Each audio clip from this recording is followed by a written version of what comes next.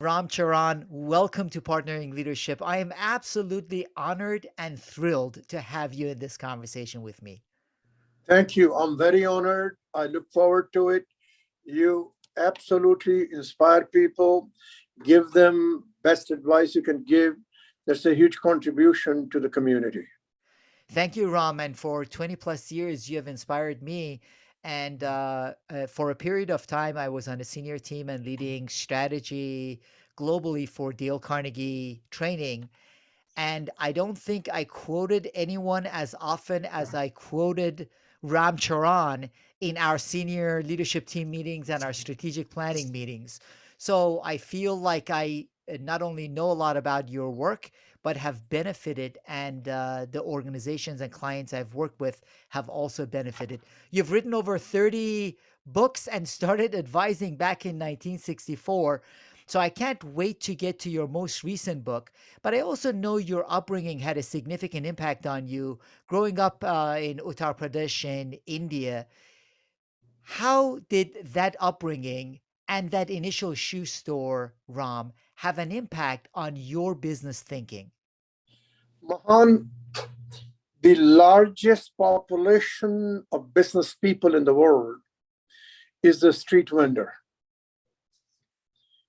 This single person business, it uses exactly the same terminology, whether you are in Russian, Chinese, American, Indian, and they make the same decisions at very micro scale. The second largest population of business people is the corner store, kirana store, shoe store, cloth store. I was in the shoe store. At the age of 10, I began to work at the shop. We measured daily sales, we measured gross margin daily, we priced daily, we cut price when shoes don't sell. We went to buy shoes every week because we didn't have enough cash to buy for the whole month. They are exactly same thing. What is different for an Amazon is the scale, is the scope, is the use of technology. What we did in our shop, maybe we had 100 customers. Now, Amazon has more than 100 million customers. You need technology, you need sophistication, but he does the same thing. What's the sales? What's the gross margin? What are the inventories? What is the cash at the end of the day? Same exact terminology. So I learned the fundamentals. And then over time, I grew my scale that I can cut through just about any business. All businesses have to succumb to it. So many people are leaders, but they're not business people. There are many business people who are not leaders. So, Ram, how do you define being a business person as opposed to being a leader? And those are two elements that you think are essential in leading today's organizations. The business side first, Mahan. The business side is know your customer. We did. I knew my name and the size of the feet. And know how to make money, but continue to make money. A leader of military. I had a situation of a very big railroad when they asked me to assess a very, very, very high level military person to be CEO, a strategic air command. Wonderful, great leader. He knew military side of it. He was not a business acumen. So if you look at the history of generals in America who became CEOs, the ratio of those becoming CEOs successfully is not high. Now, many of the people got out of the defense services early, at the age of 30, 32. They went to Wharton, Harvard, Stanford. They are very disciplined, very good. If you look into their careers, in their early days, they worked on a kirana merchant. They work on a shoe store. They work on a discount store. They had a business acumen, and they succeeded. One of the CEOs of Pepsi, came from there. And so, but the population is very small. So just like most businessmen will not make a good leader of a nation, it's different. But any CEO of any company must have a business savvy. It is not going to be implanted when you are the CEO. It may be cultivated when you are 10 years of age, 15 years of age, 20 years of age. But by the time you become president, it's too late. So they will end up having some good secretary of treasury, but they still have to work at it. They do. And in your most recent book, Ram, Rethinking Competitive Advantage, you also keep emphasizing that no competitive advantage is ironclad. It must be earned on a daily basis. It reminds me of Andy Grove, that also said only the paranoid survive, or Jeff Bezos's day one. You also worked pretty closely with Jack Welch and his approach to it. So, what is it about organizations and leaders that are able to maintain their competitive advantage by earning it on a daily basis? Mahan, this is the real excellent question of the day as well. So I had the honor of working Andy Grove, the three geniuses. I was commissioned on a national basis to coach those three, 1978. And Andy was totally correct. And so was Welch.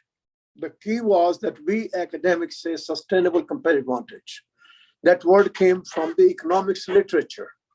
A professor, Richard Kay from Harvard University, did this study. Fantastic, fantastic academic person. Michael Porter picked it up and said sustainable. Sustainable implies you got an advantage, put it on autopilot. No more. Technology change, competition change, barriers are out. And so you have to earn every day. People who earn every day are the sustainable competitive advantage. So in one of my co-authored books going to come in fall called TSR, Talent, Strategy, and Risk. So Jeff Bezos taught me that if you do right talent, right strategy, right risk at the right time, your numbers will come. Talent, right talent, relevant talent, earning every day the preference of the customer is a sustainable competitive advantage. And that means innovation. That means productivity. That means figuring it out what the consumer will want. Because today, the internet has enabled people to take charge what the consumer will want. Consumers driving the behavior of the companies. So sustainable competitive advantage, and you will see in my book, we don't have the word sustainable. It is, you got to earn every day. You got to be paranoid because upbringing new startup can do that. Here, for roughly 9 years, Amazon kept AWS secret. It came out. Guess who's taking the market share? And that is Microsoft. They figured that out. Now they're expanding the market also. So it's okay, both can really win and not a zero sum game. But the fact is, the two are different. And the algorithms are 95% commoditized. They are available at variable cost. So high school student can enter something if he has an idea, and then you can go to a spec, get it public, raise money. If it is really a big idea, it will be exposed to Masasan in Japan, and your luck is changed. Peter Thiel did that. He already had one company, and these three guys went to see him with the opposite viewpoint. During the presentation, they recognized that it is killing his own company. Now he had the wisdom to say, I need both of you, and both of you can do a great job, which you have. This is what you have, this right. So, to that point, Ram, since you guide and coach so many of these executives and CEOs, obviously the Steve Jobses of the world, the Jeff Bezos of the world are brilliant and have that observation abilities, how do the best leaders enable more people in their organizations Great. to develop those Yeah, great capabilities? question. Number one, I want you to know I work with some of these people. If you measure their IQ, they are not the most brilliant. They're not. I can tell you that firsthand. And I've seen the richest ones, worked with them, seen them. See, the brilliance mean in what aspect of human behavior? They are better business savvy people than the greatest scientists who are brilliant. There was a study at Harvard 35 years ago or so. They measured the Baker scholars, so the top 5%. But most CEOs came from the middle of the class. They had the people savvy. They were brilliant about people. But the people in the 5% of the class that's Baker scholar were not brilliant about people. So we define that brilliance in what aspects? A brilliant tennis player is not a brilliant baseball player. So we define that. Now, to your question, how you do. So one day, I was working with the chairman of DuPont in the 90s. Tall, lean fellow, very courteous southerner. So he had a habit to go to Starbucks and get some coffee, took me with him. And as a chairman, people want to defer to him. He will say, no, I'm going to stay in line because he and I kept talking. So as we came close to receiving the coffee, he motioned me towards where the food was displayed. He said, what do you see? And I couldn't see anything. Then he says, here is the brand of Starbucks. They charge higher price, but look at how badly the food is displayed. That's observation. I had the chance to write a book, Game Changer, with the former CEO of Procter & Gamble, A.G. Leffley. And he used to go every weekend to supermarket, visit them. He's the one who found that electric toothbrush, and he bought it for $3 million. And if he's going to do, other people have to go. They have no choice. And say, what do you observe? What's new? What's behavior? Indra Nooyi did that every weekend in Pepsi. So the CEOs know they're busy as hell. They do too many things. But to know the business, to know the consumer, not just the market research reports. You got to know the consumer. So that customer intimacy is really important. You also mentioned, Ram, that we see our organizations from an inside out perspective, but need an outside in view. That Because a is lot of correct. so how can the best leaders do that? A lot of leaders of organizations feel like they have a good understanding of what their customers' needs are. How do you guide them to have an outside in view of Yeah, their number of organization? ways. Number of ways. In the early days, in Unilever, P&G, Colgate, in these companies, every vice president was required to spend a week and live with the consumer. It's in my book, Game Changer. Observe it. Do that. Now, I have instituted in companies that if you really want to be consumer centric, you must do three things. Number one, in your executive committee meeting, you must devote 10 minutes what's new about the consumer. Ask them to visit, ask them to talk. No baloney, because you're going to require that every executive committee meeting, every committee meeting anywhere. How did I come with the idea? 1976, DuPont began to focus on safety. They required in every company they went in that every meeting starts with safety. Why can't we start every meeting with consumer? You change the mindset. People go and see, let your employees go and see. Let it move forward. What's really happening? Do that. Second, any allocation of capital you do anywhere, insist the consumer data. I remember I was writing the book with A.G. Leffley, and he was mentioning somebody came to show him something and say, AG, what do you think? And I never forget it. AG said, I'm not the customer. Go to the customer and find out. Create the culture of knowledge of the consumer. So that is definitely one of the key elements that you keep mentioning. There has to be that deep understanding, some of it based on intuition, some of it based on data, artificial intelligence, machine learning.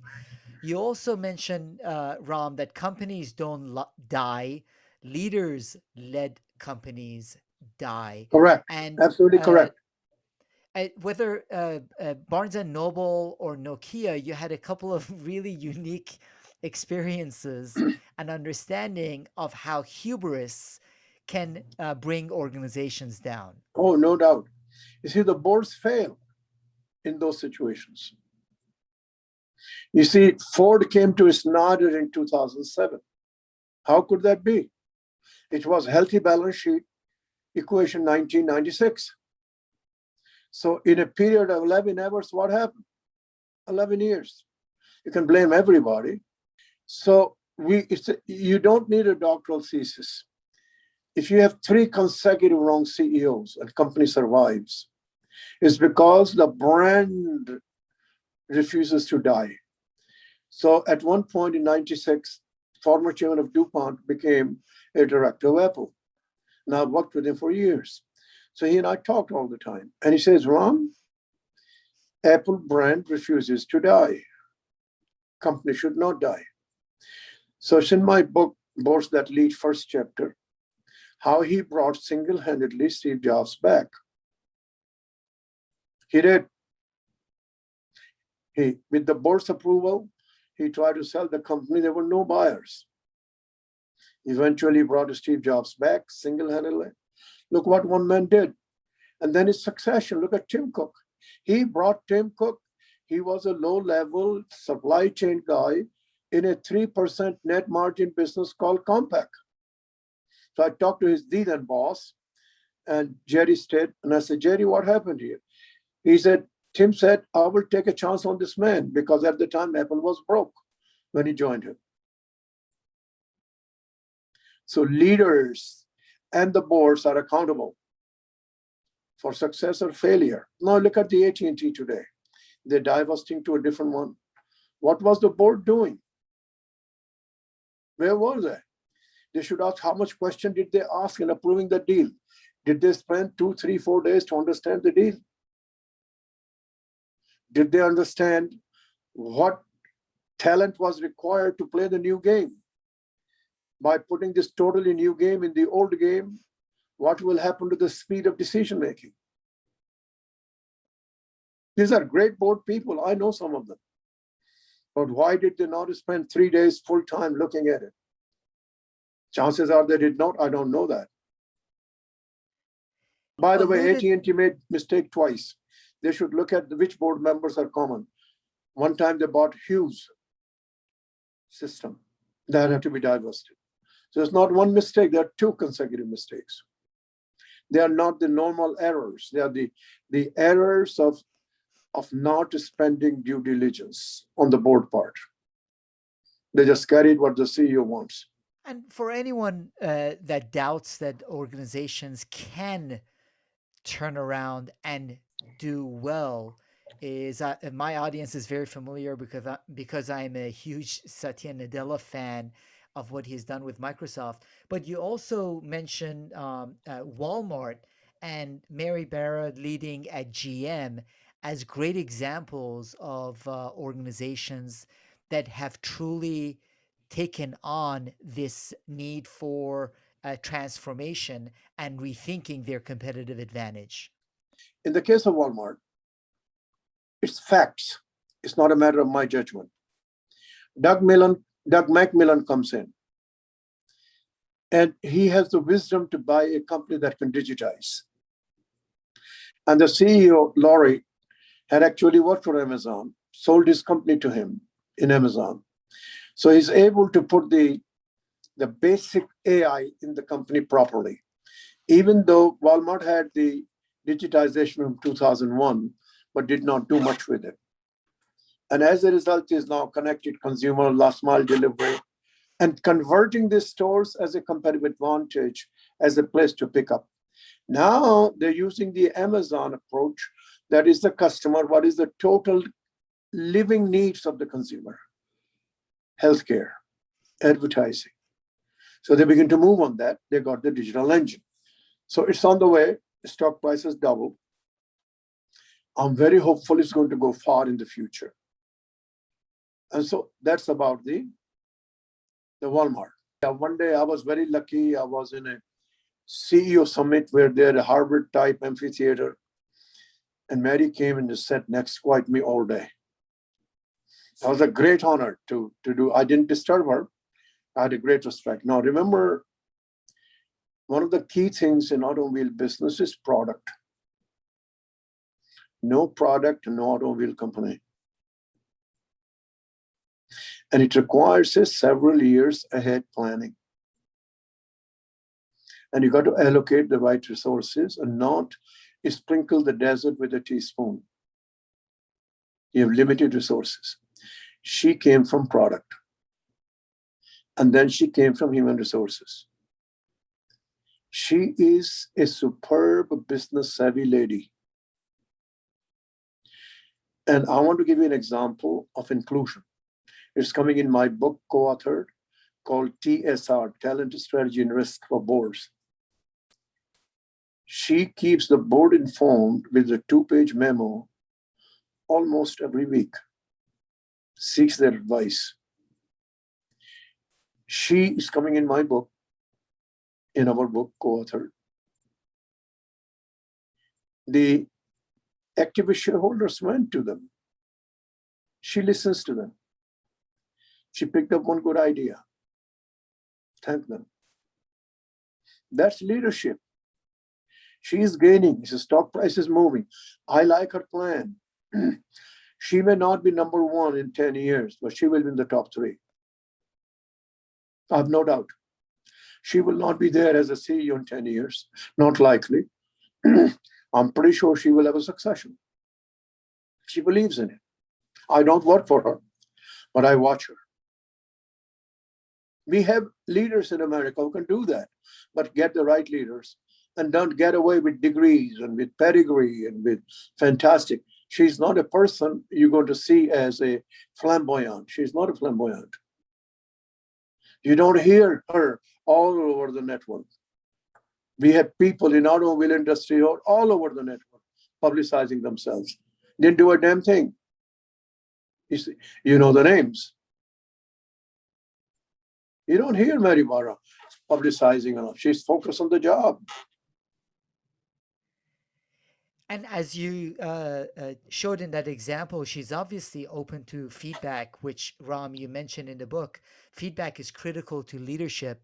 One of the challenges that I see with a lot of leaders is that the higher up they move in the organization, partly they become more closed off to feedback, and partly people gauge the feedback they provide to them. So, how do you guide executives to truly be open to and embrace feedback as they look to lead more effectively? It's a great question, but I want to tell you a more damning thing.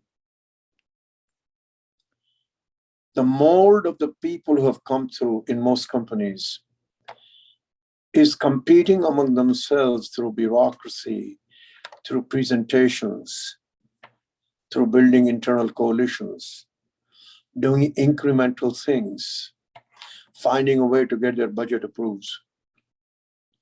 They're not going to succeed. It's a game of speed. It's a game of entrepreneurship. It's a game of major change. It's a game of knowing the consumer. It's knowing getting the competitors who don't come from your industry. So in my work of succession, I'm telling the boards and the CEOs, look at the 3rd and 4th layer. Create new path for them to succeed in 7 years. They have energy. They think differently. They are millennials coming up there. They understand how to create businesses. Now, coming back to the listening part of it, go and listen to the customer. Get other people to listen to the customer. If you do that, you'll be easier to listen to others. You know, I had the honor of working John Reed, Citi Group Chairman CEO in the 90s. And I conducted a program for him, month-long program for his high potentials. So he told me a rule. He said, you tell the group, they were given assignments to present. If they know I know something and they present, don't come. So I supervise those teams. I said, he knows that, don't produce that. He will throw you out in 10. He'll be courteous, he'll throw you out. I guarantee he'll be courteous. And you know what the students did? They loved it. You know, most of them are CEOs somewhere today. One of them is the head of S&P Global. So you as a leader set the tone and said, look, I am looking for diverse viewpoints. I had a CEO, his name is Dick Harrington. He ran the Thomson, that became Thomson Reuters. And he had this thing in his view. He said, listen, I want to hear a diverse viewpoint, otherwise don't come.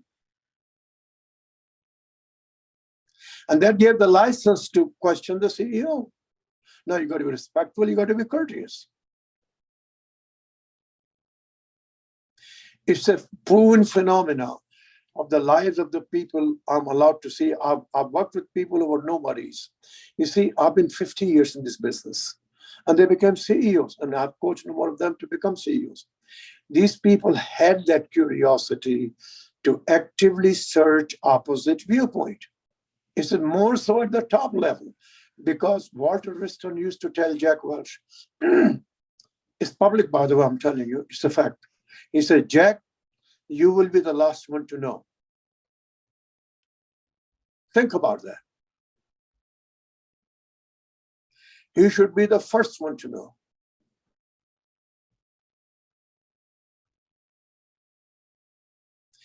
But we cannot change people's basic cognition. It's personality. Remember Satya Nadella did one thing great, I thought, among others. In the culture of Microsoft, it was, we know it all.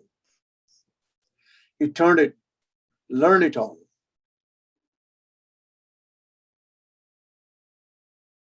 That's why he succeeds. His stock price is now 7 times up, 8 times more likely. It's the same Microsoft. Different leader, different content, different focus. As you know, Bill Gates is no longer on the board. And Nadella truly serving as an example, not just talking about it, serving as an example of that learn it all. One final question is you also mentioned you spent a lot of time and wrote a book on it, Amazon. One of the things you mentioned is they have uh, a weekly report with 62 pages of metrics. And those are really important in determining and understanding customers. While on the other side, Wells Fargo is a famous example of an organization that got in trouble because of focusing on the wrong metrics. So, what are the metrics that you believe organizations and leaders should focus in on as they look to guide their organizations to become more competitive and in rethinking Great competitive question. advantage? Great question, Mahan, as usual. In the case of Amazon, it's totally digitized. 62 pages is just about everything that gets measured. Since it's digital, you design it once. The deviations are found by the algorithms, anomaly trackers. So you tell what you want, engine will give you what they are, and then management will focus. So that's very comprehensive. Betty Galati, she's the CHRO, came from a division, has 600 engineers with her. They're going to have zillion people inside. They're going to be assigned. She's making them, doing that. In the case of Wells Fargo, it's not the metrics, it's the CEO. When he was very young, I knew him. His incentive to do all those things, driving larger number of products per customer. It's the leadership. It's the incentives. is causing lack of integrity in people. They knew it. These things are not hidden. No metrics would have prevented that. It's not Wells Fargo, it is the CEO and CFO. Two people. And that leadership makes a big difference in that organizations need metrics, Ram. And to your point, it's the leadership that guided the organization in the wrong direction in Absolutely. measuring and pushing the wrong metrics. Absolutely. We keep reinventing things. We're saying no. Integrity, you can't measure with metrics. The chief marketing officer would have known this. If he didn't, he was incompetent.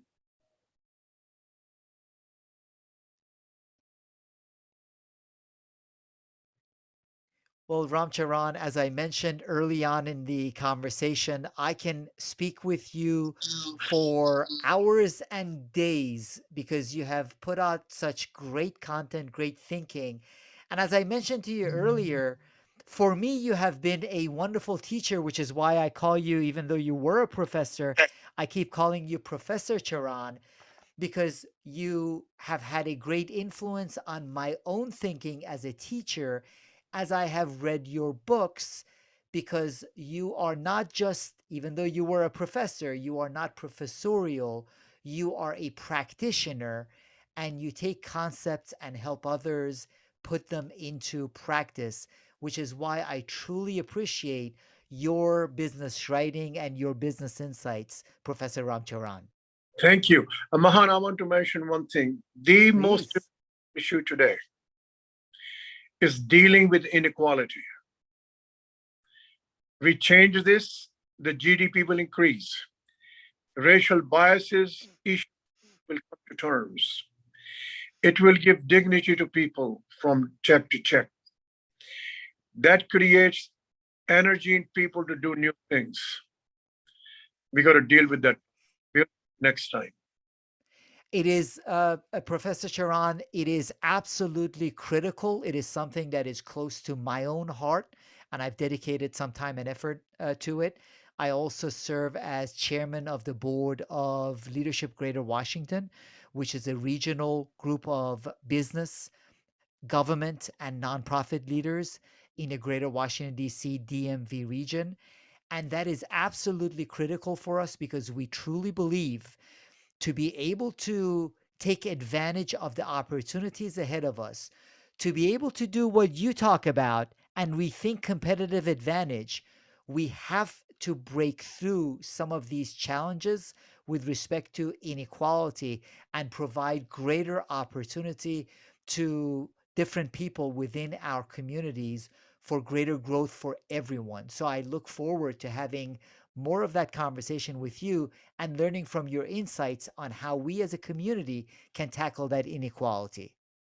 Thank you. Thank you very much, Mahan.